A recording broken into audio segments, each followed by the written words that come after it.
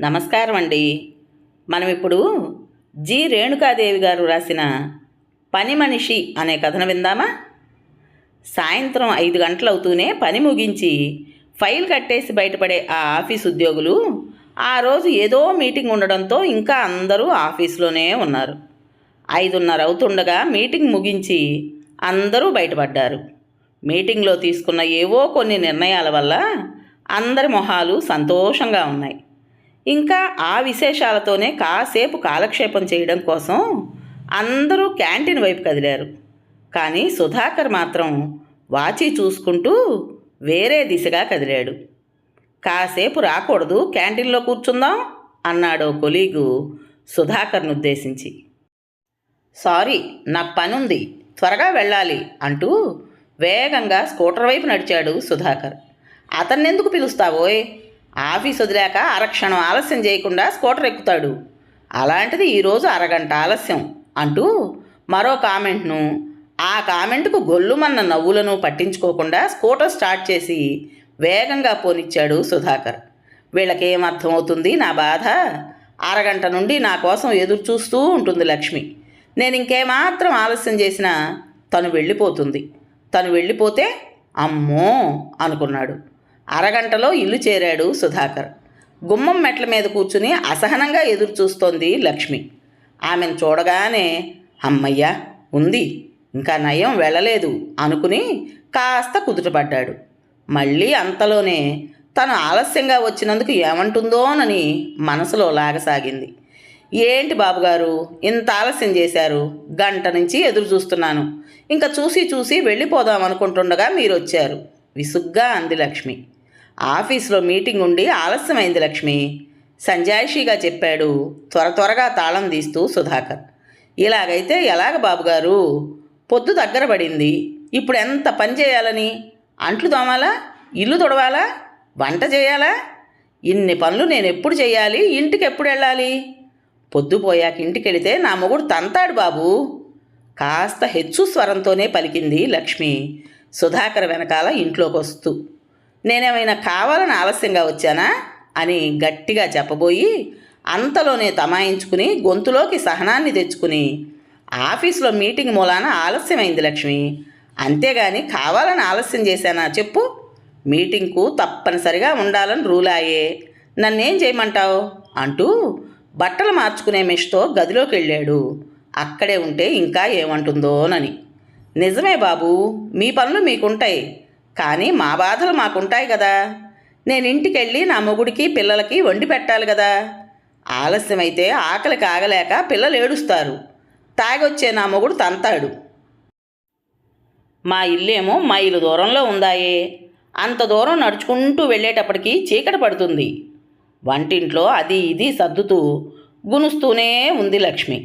బట్టలు మార్చుకుని వంటింట్లోకి వచ్చి, ఇల్లు తుడవద్దులే, అంట్లు తోమి వంట చేసి వెళ్ళు, కూరలు నేను తరుగుతానులే, కాఫీ పెట్టడం కోసం స్టవ్ అంటిస్తూ చెప్పాడు సుధాకర్. లక్ష్మి కొంచెం సంతృప్తి పడి అంట్లు తోముతుంటే కాఫీ కలపడంలో నిమగ్నమయ్యాడు సుధాకర్. ఇంట్లో దాదాపు అన్ని పనులు లక్ష్మే చేస్తుంది, కానీ కాఫీ మాత్రం సుధాకర్ కలుపుతాడు. సుధాకర్ చేతి కాఫీ తాగుతూ, ఇన్నిళ్లలో తాగుతాను కానీ మీ చేతి కాఫీ అంత కమ్మగా ఎక్కడా దొరకదు బాబు అని మెచ్చుకుంటుంది లక్ష్మి. పెద్ద గ్లాసు నిండా లక్ష్మికి కాఫీ పోసి తను ఓ కప్పులో పోసుకుని త్రాగి కూరలు తరగసాగాడు సుధాకర్. అంట్ల పని పూర్తి చేసిన లక్ష్మి రోజులాగే తాపీగా కాఫీ తాగేసి మరో అరగంటలో వంట పని ముగించి ఉదయం పూట మిగిలిన పదార్థాలేవో పట్టుకుని ఇంటికి వెళ్ళిపోయింది. అమ్మయ్య, ఈరోజు గడిచిపోయింది అని ఊపిరి పీల్చుకున్నాడు సుధాకర్. సుధాకర్ బ్రహ్మచారి. గత సంవత్సరమే ఉద్యోగంలో చేరటానికి గాను ఈ ఊరొచ్చి ఓ ఇల్లు అద్దెకు తీసుకుని ఉంటున్నాడు. ఉద్యోగం వచ్చే వరకు అమ్మ చేతి వంట కమ్మగా తినడం అలవాటైన అతనికి ఇక్కడ హోటల్ భోజనం సహించలేదు. ఎప్పుడూ వంటగది చూడని వాడవటం వల్ల స్వయం పాకం చేసుకునే ప్రయత్నంలో ఘోరంగా విఫలమయ్యాడు. అందుకే వంట మనిషిని కుదుర్చుకునే ప్రయత్నం చేశాడు. కానీ టౌన్కు దూరంగా ఉండే ఆ ఒక్క ఇంటి కోసం రావడానికి ఎవ్వరూ దొరకలేదు. చివరికి ఎలాగో లక్ష్మి దొరికింది. లక్ష్మి సుధాకర్ ఇంటికి దూరంగా ఉండే ఓ కాలనీలో దాదాపు 5-6 ఇళ్లల్లో పనిచేస్తుంటుంది. టౌన్కు దూరంగా ఉండే సుధాకర్ ఇంట్లో పనిచేయటానికి మొదట ఆమె కూడా ఒప్పుకోలేదు. కానీ మంచి జీతం ఇవ్వజూపడంతో చివరికి ఎలాగో ఒప్పుకుంది. మామూలుగా అందరిళ్లలో పాచి పని మాత్రమే చేస్తున్నా సుధాకర్ ఇంట్లో అన్ని పనులు చేయడానికి ఒప్పుకుంది. ఉదయం 8 అవుతున్నా లక్ష్మి జాడలేదు. సుధాకర్ రోజు 9 గంటలకంతా బయలుదేరి ముందు క్యాంటీన్కి వెళ్ళి టిఫిన్ చేసి ఆఫీసులో అడుగు పెడతాడు. లక్ష్మి ఒప్పందంలో కాఫీ టిఫిన్ లేవు. రోజు 2 సార్లు మాత్రం అన్నం కూరలు చేస్తుంది. ఉదయం చేసిన అన్నం కూరలను క్యారియర్లో ఆఫీస్కు తీసుకెళ్తాడు సుధాకర్. స్నానం చేసొచ్చి లక్ష్మి కోసం ఎదురు చూస్తూ విసుగేసి రెండోసారి ఫ్లాస్క్లోని కాఫీ గ్లాసులో కొంచుకుని తాగసాగాడు. వంట చేతగాకపోయినా తప్పనిసరి కాఫీ కలపడం మాత్రం నేర్చుకున్నాడు సుధాకర్. కాఫీ తాగడం ముగించేసరికి లక్ష్మి వచ్చింది. ఏంటి లక్ష్మి, ఇంత ఆలస్యం చేశావు? అసహనంగా ప్రశ్నించాడు సుధాకర్. మా పిల్లోడికి ఒంట్లో నలతగా ఉండి ఒకటే సతాయిస్తున్నాడు. వాణ్ణి సముదాయించి వచ్చేటప్పటికి కొంత ఆలస్యం అయింది బాబు చెప్పి వంటింట్లోకి వెళ్ళి ఫ్లాస్క్లోని కాఫీ వంపుకుని తాగసాగింది. 8:30 కావస్తోంది, త్వరగా వంట కానివ్వకూడదు? అదే అసహనం అతని గొంతులో. చేస్తాను బాబు, పొద్దుట్నుంచి గొంతులో ఏమీ పడలేదు. కాస్త ఈ కాఫీ గొంతులో పోసుకుని పనిలో పడతాను తాపీగా చెప్పిందామె. 2 రోజుల నుండి ఇల్లు తొడవలేదు, మాసిన బట్టలు కూడా చాలా ఉన్నాయి అని ఇంకా ఏదో అనబోతున్న సుధాకర్ మాటలకు అడ్డుపడి, నన్నేం చేయమంటారు బాబుగారు? నాకింకా 6 ఇళ్ళు ఉన్నాయి. నాకు వీలు కాదు అంటే మీరే అప్పుడు బలవంత పెట్టారు. రోజు ఇంటికి వెళ్ళేటప్పటికి చీకటైపోతుంది. నిన్న నా మొగుడు ఇక్కడ పని మానేయమని గొడవ చేశాడు అంది లక్ష్మి. ఇంతకంటే నేనేమీ చేయలేను అన్నట్టుంది ఆమె ధోరణి. తను మానేస్తే ఇంకొకరు దొరకరు అనే ధీమా ఆమెలో. ఇంకేమీ అనలేక నోరు మూసుకుని ఉండిపోయాడు సుధాకర్. ఖచ్చితంగా ఏమైనా చెప్తే పని ఎక్కడ మానేస్తుందోనని అతని భయం. లక్ష్మి కాఫీ తాగి గిన్నెలు తోముతుంటే నేను కూరలు తరిగితే గానీ వంట త్వరగా అవదు అనుకుంటూ కూరల బుట్ట తీశాడు సుధాకర్.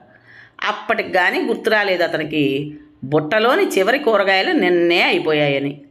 అరే, కూరగాయలు ఏమీ లేవే, ఇప్పుడు ఎలా అనుకుని లక్ష్మితో, లక్ష్మి కూరలేమీ లేవు, ఈరోజు పప్పు వండు అన్నాడు. అయ్యో, పప్పు అయిపోయి 4 రోజులైంది బాబుగారు చెప్పింది లక్ష్మి. ఏంటి, పప్పు కూడా లేదా? ఇప్పుడు ఎలా? 4 రోజుల క్రితమే అయిపోతే చెప్తే తెచ్చేవాణ్ణిగా. తీరా వండే సమయానికి చెప్తే ఎలా? ఇప్పుడు బజారుకి వెళ్ళి రావాలంటే అరగంట పడుతుంది. ఇప్పుడు అంత టైం లేదు కదా, ఈ పూటకి కూర ఎట్లా? కాస్త కోపంగా అన్నాడు సుధాకర్. మొన్నే చెప్దామనుకున్నాను బాబు, కానీ పనిలో పడి మర్చిపోయాను. నాకెన్ని ఇళ్ళు, ఎన్ని పనులు. అయినా కూరగాయలు ఉన్నాయో లేదో కూడా మీరు చూసుకోకపోతే ఎలా బాబు? అన్నీ నేనే చూసుకోవాలంటే నాకు కుదరదు కదా. ఖచ్చితంగానే చెప్పింది లక్ష్మి. అది తన బాధ్యత కానట్టు అతని బాధ్యతల్ని గుర్తు చేస్తూ మాట్లాడిందామె. ఇంకేమీ అనలేక సహనాన్ని తెచ్చుకుని, సరేలే అన్నం వండు, ఈ రోజుకు పచ్చడితో సరిపెట్టుకుంటాలే నీరసంగా చెప్పాడు సుధాకర్. లక్ష్మి గబగబా అన్నం వండి ఇల్లు తుడిచి, బట్టలు సాయంకాలం ఉతుకుతాను, నాకింకా ఇళ్లలో పనుంది అంటూ వెళ్ళిపోయింది. మనసులోని చికాకును అదుపులో పెట్టుకుంటూ అన్యమనస్కంగా తయారై అన్నంలో పచ్చడి కలిపి పెట్టిన బాక్సుని బ్యాగ్లో పెట్టుకుని ఇంటికి తాళం పెట్టి స్కూటర్ ఎక్కాడు సుధాకర్. స్కూటర్ మీద వెళుతూ పని మనిషితో అతని పాటల గురించి ఆలోచిస్తున్నాడు. ఎలాగైనా సరే వీలైనంత త్వరలో పెళ్లి చేసుకోవాలి దృఢంగా నిశ్చయించుకున్నాడు అతడు. నిజానికి ఉద్యోగం వచ్చినప్పటి నుండి అతని పెళ్లి ప్రయత్నాలు జరుగుతూనే ఉన్నాయి. కానీ అతనికి అమ్మాయి నచ్చితే వాళ్ళ నాన్నకి కట్నం నచ్చక, నాన్నకి కట్నం నచ్చితే వాళ్ళ అమ్మకి కానుకలు నచ్చక అతని పెళ్ళి ఆలస్యం అవుతోంది. కొన్ని నెలల తర్వాత ఆ రోజు లక్ష్మి పని ముగించి వెళ్ళిపోతూ, బాబుగారు ఈ నెల జీతం ఇస్తారా అండి అని అడిగింది. సుధాకర్ డబ్బులు తెచ్చిస్తూ, రేపటి నుంచి నువ్వు పనిలోకి రానవసరం లేదు అని చెప్పాడు. అదేంటి బాబుగారు, వేరే పని మనిషిని చూసుకున్నారా? ఆశ్చర్యంగా అడిగింది లక్ష్మి. కాదు, రేపు మా ఆవిడ వస్తుంది చెప్పాడు. కించిత్ గర్వం తొణికిసలాడింది అతని గొంతులో. అలాగా బాబుగారు, అమ్మగారు వస్తున్నారా? సంతోషంగా అడిగింది లక్ష్మి. అవును, ఇక నాకు నీ గోల లేదు అనుకున్నాడు మనసులో. అమ్మగారు వస్తే మాత్రం ఏంటి బాబుగారు, తనకు కాస్త పనులు అలవాటయ్యేదాకా నేను సాయంగా ఉంటాను కదా అంది లక్ష్మి. ఆహా, అవసరం లేదు. ఆవిడకి ఇంటి పనులు చేయడం బాగా అలవాటేలే. ఇంక నిన్ను భరించలేను అన్నట్టుంది అతని ధోరణి.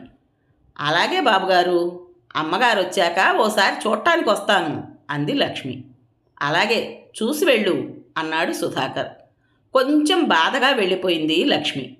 మొదట్లో పనికి ఒప్పుకోకపోయినా తర్వాత అక్కడి పని బాగా నచ్చింది లక్ష్మికి.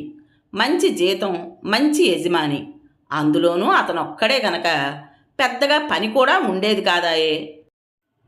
ఆఫీస్ వదిలాక అలవాటుగా దాదాపు చాలామంది క్యాంటీన్ వైపు కదిలారు. కాఫీ తాగి వెళదాం, రాకూడదు? రాడని తెలిసినా యథాలాపంగా అడిగాడో కొలీగు సుధాకర్ని. అతన్ని పిలుస్తావేమిటోయ్? పెళ్ళి కాకముందే ఆఫీస్ వదిలాక ఆరక్షణం ఉండేవాడు కాదు, అలాంటిది ఇప్పుడు పెళ్ళయింది అని మరో కొలీగ్ కామెంటు. సుధాకర్ కొంచెం సిగ్గుగా నవ్వి పదండి అంటూ క్యాంటీన్ వైపు దారితీశాడు. అందరూ ఆశ్చర్యంగా సుధాకర్ వైపు చూశారు. సుధాకర్కు ఒక్క క్షణం ఇంటి దగ్గర ఒంటరిగా తన కోసం ఎదురు చూసే భార్య గుర్తొచ్చింది. అయినా పట్టించుకోకుండా అందరితో పాటు క్యాంటీన్ వైపు కదిలాడు. రోజు కంటే గంట ఆలస్యంగా ఇంటికెళ్ళాడు సుధాకర్. అమ్మయ్య, వచ్చేశారా? అబ్బా, ఈరోజు ఇంత లేట్ అయిందేమిటి? ఎదురు చూసి చూసి విసిగిపోయాను. ఆఫీస్లో వర్క్ ఎక్కువైందా అడిగింది వాణి. ఆమె మొహంలో అంతసేపు ఎదురు చూసిన విసుగుపోయి చిరునవ్వు చోటు చేసుకుంది. ఆహా, వర్కేం లేదు, ఫ్రెండ్స్తో మాట్లాడుతూ ఉండిపోయా చెప్పాడు సుధాకర్. నేను ఇక్కడ ఒంటరిగా మీరు ఎప్పుడు వస్తారా అని ఎదురు చూస్తుంటే మీరేమో ఫ్రెండ్స్తో మాట్లాడుతూ ఉండిపోయారా? నవ్వుతూనే అంది వాణి. మాట్లాడక ఆఫీస్ అవగానే బుద్ధిగా భార్యావిధేయుళ్ళ ఇంటికి వచ్చేయాలా? వ్యంగ్యంగా అన్నాడు సుధాకర్. అతని గొంతులో వ్యంగ్యానికి ఆశ్చర్యపోయి, ఇందులో భార్యావిధేయత ఏముంది? నా భార్య పాప ఇంట్లో ఒక్కతే ఉంటుంది, వెళ్ళి కాస్త ఆమెకు కంపెనీ ఇస్తాను అనుకోవచ్చు కదా. మీ ఫ్రెండ్స్తో చెప్పే కబుర్లేవో నాకు చెప్పచ్చు కదా నవ్వుతూనే అంది వాణి. నిజానికి లేటుగా వచ్చాడని ఆమెకేమీ కోపం, బాధ లేవు. అయినా సరదాగా అలా వాదిస్తోంది. బోర్ కొడితే టీవీ చూడు, పుస్తకాలు చదువుకో, అంతేగాని మొగుడిని కొంగును ముడేసుకోవాలని చూడకు. మగాళ్ళన్నాక ఎన్నో వ్యాపకాలుంటాయి అని సీరియస్గా చెప్పిన సుధాకర్ మాటలు వాణికి బాధ కలిగించాయి.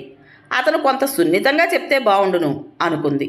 తను ఇంకేమైనా మాట్లాడితే అతను మరింత సీరియస్ అవుతాడేమోననుకుని మాట్లాడకుండా ఊరుకుంది. ఆ రోజు సుధాకర్ ఆఫీస్ నుంచి వచ్చేటప్పటికి ఎక్కడికో వెళ్ళడానికి సిద్ధమై గుమ్మం మెట్లు దిగొస్తోన్న వాణిని చూసి ఆశ్చర్యపోయాడు. అతని ఆశ్చర్యాన్ని పట్టించుకోకుండా, ఏమండి, ఎదురింటి పిన్నిగారికి ఒంట్లో బాగాలేదు, పాప ఇంట్లో ఒక్కతే ఉంది, ఓసారి పలకరించి వస్తాను అని గబగబా చెప్పి హడావుడిగా వెళ్ళిపోయింది. అక్కడ ఇళ్ళు దూరం దూరంగా ఉండడం వల్ల వాణికి ఎవ్వరితోనూ పరిచయం లేదు పెద్దగా. కానీ ఎదురుగా ఉన్న ఇంటావిడితో మాత్రం బాగా పరిచయం అయింది. సుధాకర్ ఇంట్లోకి వెళ్ళి బట్టలు మార్చుకుని మొహం కడుక్కుని వచ్చి ఏదో మ్యాగజైన్ తిరగేస్తూ కూర్చున్నాడు. కాసేపటికి మ్యాగజైన్ అక్కడ పడేసి కిటికీ దగ్గర మొక్కల్ని చూస్తూ నిలబడ్డాడు. మళ్ళీ విసిగేసి గదిలో అటూ ఇటూ పచార్లు చేయసాగాడు. అతనికి చిరాగ్గా అనిపించింది. మంచి కాఫీ తాగితే బాగుండు మనసులో అనుకున్నాడు. మనసులోనే భార్యను విసుక్కున్నాడు. తనొచ్చాక కాఫీ ఇచ్చి ఆ తర్వాత వెళ్ళొచ్చు కదా అనుకున్నాడు. అతని విసుగంతా భార్య తనను పట్టించుకోకుండా వెళ్ళిందనే. అతని చిరాకు పెరిగింది.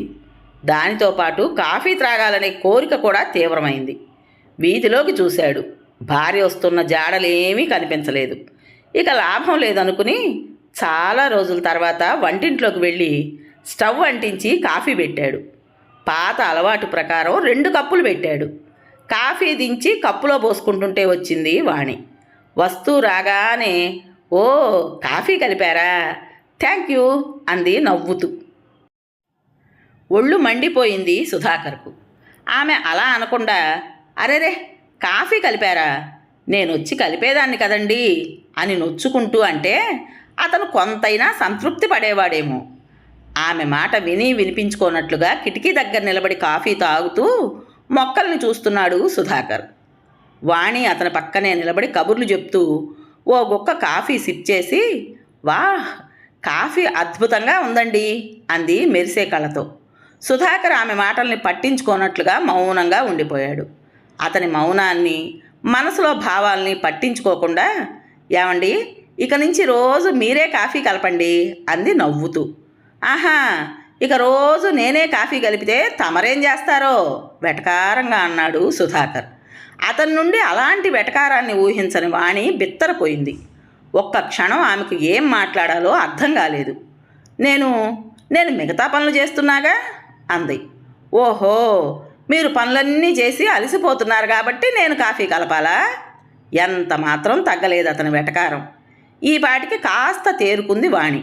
చచ, ఈ మాత్రం పనికి నేను అలసిపోయేదేమీ లేదు. నాకు పని ఎక్కువ అవుతోందని కాఫీ కలపమండం లేదు. మీరు కాఫీ బాగా కలిపారు కాబట్టి అన్నానంతే, స్పష్టంగానే చెప్పింది వాణి. నీకు కాఫీ కలపడం బాగా రాకపోతే నేర్చుకో, అంతేగాని పిచ్చి పిచ్చి మాటలు మాట్లాడకు. అయినా ఆఫీస్ నుండి అలసిపోయి వచ్చే మొగుడికి ఇంత కాఫీ ఇవ్వాలనే ఇంగితం లేదు, పైగా నన్నే రోజు కాఫీ కలపమంటావా? అతని గొంతు వెటకారం స్థానే కోపం ధ్వనిస్తోంది. అదేమిటండి, నేనెప్పుడూ మీకు కాఫీ ఇవ్వనట్టు మాట్లాడుతున్నారు? ఈ ఒక్కరోజే కదా మీకు కాఫీ ఇవ్వంది. అది పిన్నిగారికి ఒంట్లో బాగాలేదు కాబట్టి వెళ్ళి ఆమె చేత టాబ్లెట్లు మింగించి కాస్త కాఫీ కలిపి తాగించొచ్చాను. అతను అర్థం చేసుకుంటాడనే ఉద్దేశంతో చాలా శాంతంగా చెప్పింది వాణి. ఓహో, ఇంట్లో వాళ్ళని పట్టించుకోవడం చేత కాదు కానీ వీధిలో వాళ్ళకి మాత్రం సపర్యలు చేయడం బాగా తెలుసు. అతను మళ్ళీ వెటకారంలోకి దిగేసరికి వాణికి ఏం మాట్లాడాలో పాలుపోలేదు. అయినా ఓర్పును కోల్పోకుండా, అదేమిటండి అలా మాట్లాడతారు? ఇరుగు పొరుగు అన్నాక ఆ మాత్రం సహాయం చేయకపోతే ఎలా అంది వాణి. పెద్ద సమాజోద్ధరణకు బయలుదేరావు కానీ ఈరోజు రాత్రికి నాకు అన్నం పెట్టేదేమైనా ఉందా, లేక ఇలాగే వాదిస్తూ కూర్చుంటావా? అసహనంగా అన్నాడు సుధాకర్. ఇక తను ఆ సమయంలో ఏం చెప్పినా పట్టించుకునే స్థితిలో లేడని భావించి లోపలికెళ్ళింది వాణి. మర్నాడు చపాతీ కోసం పిండి కలుపుతోంది వాణి. తలనొప్పిగా ఉండడం వల్ల రోజులాగా ఉదయాన్నే లేవలేకపోయింది. 7:30 అవుతోంది సమయం. చపాతీ చేయాలి, కూర చేయాలి, సుధాకర్ క్యారియర్ కోసం భోజనం సిద్ధం చేయాలి. అమ్మో, ఇవన్నీ ఎప్పుడు చేయాలి అనుకుంది వాణి. రోజు చేసే పని అయినా ఆ రోజు ఒంట్లో బాగా లేనందువల్ల వంట చేయడం కష్టంగా అనిపించింది. ఇంకాసేపు అయితే ఇంకా టిఫిన్ చేయలేదా అని భర్త అడుగుతాడు. అతనికి ఆఫీస్ టైం కూడా అవుతోంది. అందుకే భర్తను సాయం కోరాలనుకుంది. ఏమండి, ఓసారి ఇలా వస్తారా పిలిచిందామె. ఏమిటి? పేపర్లోంచి తల తీయకుండానే వంటింట్లోకి వచ్చి అడిగాడు. ఏమండి, మీరు కాస్త బంగాళదుంపలు తరిగి పెట్టకూడదు అర్థింపుగా అడిగింది. ఏమిటి, నేను కూరలు తరగాలా? వింతగా చూశాడు సుధాకర్. ఈరోజు టిఫిన్కు లేట్ అయిందండి. నేను ఈ పిండి సిద్ధం చేసేలోగా మీరు కూరలు తరిగి పెడితే చపాతీ త్వరగా చేసేస్తాను కదండి అంది వాణి. ఓహో, నువ్వు చేసే ఈ పాటి వంటకి ఇంకా నా సాయం కూడా కావాలా అని చిరాగ్గా అంటూ, అవును, నిన్న నేను ఇడ్లీ చేయమన్నానే, నువ్వేంటి చపాతీ చేస్తున్నావు అడిగాడు. ఇడ్లీ రవ్వ అయిపోయిందండి, నిన్నే మీకు చెప్దామనుకుని మర్చిపోయాను చెప్పింది వాణి నీరసంగా. మర్చిపోతావులే, అయినా మర్చిపోకుండా ఉండడానికి నువ్వేమైనా ఇంటి బాధ్యతల్ని పట్టించుకుంటేగా. తగువ పెట్టుకోవడానికి సిద్ధంగా ఉన్నట్టు మాట్లాడుతున్నాడు సుధాకర్. అదేమిటండి అలా మాట్లాడుతున్నారు? ఏదో పనిలో పడి చెప్పడం మర్చాను. ఇప్పుడు ఏమైంది? ఏదో ఓ టిఫిన్ చేస్తున్నాను కదా. ఆమె గొంతులో కాస్త అసహనం ధ్వనించింది. అంటే నువ్వు ఏ గడ్డి చేస్తే అదే నేను తినాలి, అంతేగాని నేను కోరింది మాత్రం నువ్వు చెయ్యవు, అంతే కదా కోపంగా అన్నాడు సుధాకర్. నేను ఇంత కష్టపడి చేసేదానికి మీరు గడ్డి అని పేరు పెడితే నేనేమీ చేయలేను. నాకు బాగా తలనొప్పిగా ఉంది. నేను మీతో వాదించదలుచుకోలేదు. మీరు నాకే సాయం చేయొద్దు, పని నేను చేసుకోగలను. గుండెల్లోంచి తన్నుకొస్తోన్న దుఃఖాన్ని బలవంతంగా అణుచుకుంటూ సీరియస్గా చెప్పి బంగాళదుంపలు తీసుకుని చకచకా ముక్కలు చేయసాగింది. కానీ అంతటితో ఊరుకుంటే అతను మొగుడెలా అవుతాడు? ఇంకా ఏమేమో అంటూనే ఉన్నాడు. అవేమీ వినిపించుకున్నట్టుగానే టిఫిన్ చేసి అతనికి పెట్టి తను తినకుండానే గబగబా వంట చేసి అతనికి క్యారియర్లో సర్దసాగింది.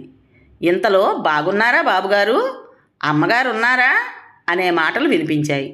కానీ భర్త ప్రవర్తన గురించే ఆలోచిస్తున్న వాణికి ఆ మాటలు ఏమాత్రం ఆసక్తి కలిగించలేదు. యాంత్రికంగా తన పని ముగించి క్యారియర్ను బ్యాగ్లో పెట్టి సుధాకర్కు అందించడం కోసం హాల్లోకి వచ్చింది. అక్కడ నిలబడి ఉన్న ఓ నడివయస్కురాలిని అనాసక్తిగా చూసింది. భర్త ఆమెతో ఏదో నవ్వుతూ మాట్లాడుతున్నాడు. వాణి అందిస్తోన్న బ్యాగును అందుకుంటూ, వాణి, ఈవిడ లక్ష్మి.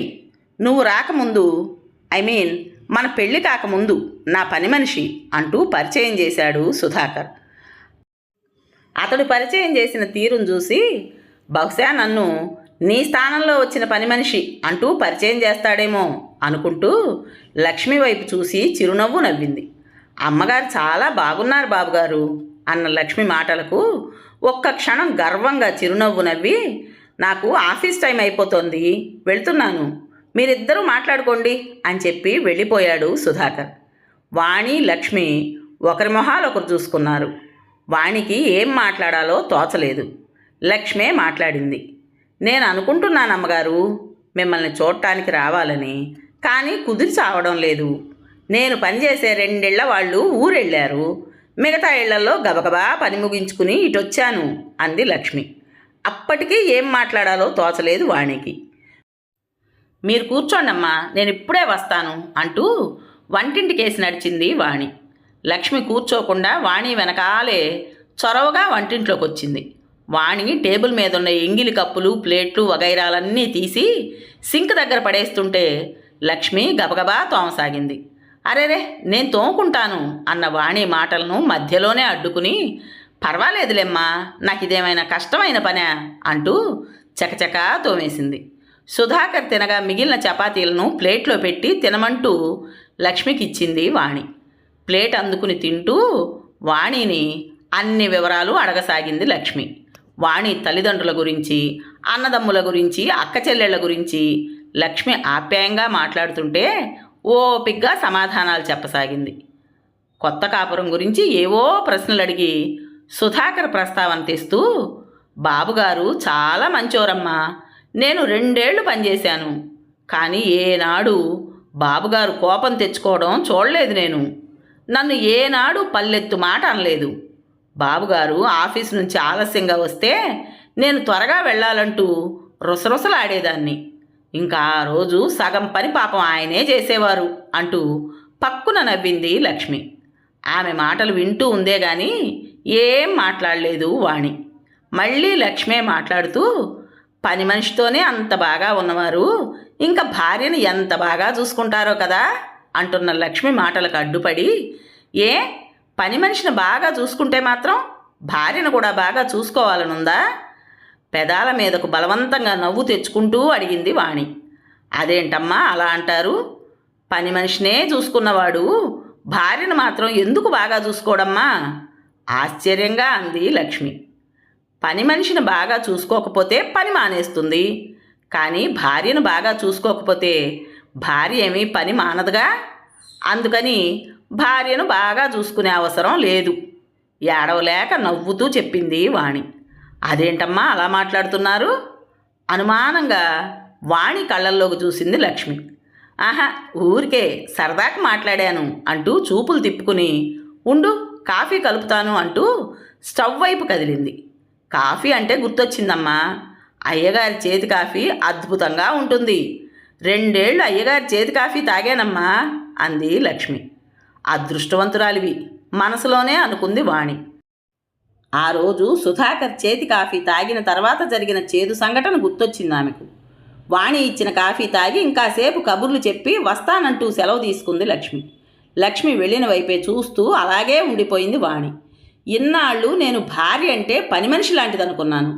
పని మనిషికి జీతము, రాయితీలు, హక్కులు ఉంటాయి, కానీ భార్యకు అవేవి ఉండవు సరిగదా, బాధ్యతలు మాత్రం ఉంటాయి అనుకుంది భారంగా వాణి. కథ పేరు పని మనిషి. రచించిన వారు జి. రేణుకాదేవి గారు. విన్నారు కదండి. మరి ఈ కథ మీకు నచ్చిందా? నచ్చినట్టయితే లైక్ చేసి మరో 4గురికి షేర్ చేయండి. అలాగే ఈ కథ పైన మీ విలువైన అభిప్రాయాన్ని కామెంట్ బాక్స్లో తప్పకుండా తెలియజేస్తారు కదా. మరి ఇంత మంచి కథను మనకు అందించిన రచయిత్రి గారికి మనస్ఫూర్తిగా మనందరి తరపున ధన్యవాదాలు తెలియజేసుకుంటూ, ఇటువంటి మంచి మంచి కథల కోసం మన ఛానల్ని తప్పకుండా సబ్స్క్రైబ్ చేసుకోండి. రేపు మరో మంచి కథతో మీ ముందుకు వస్తాను. అప్పటి వరకు ఉంటానండి.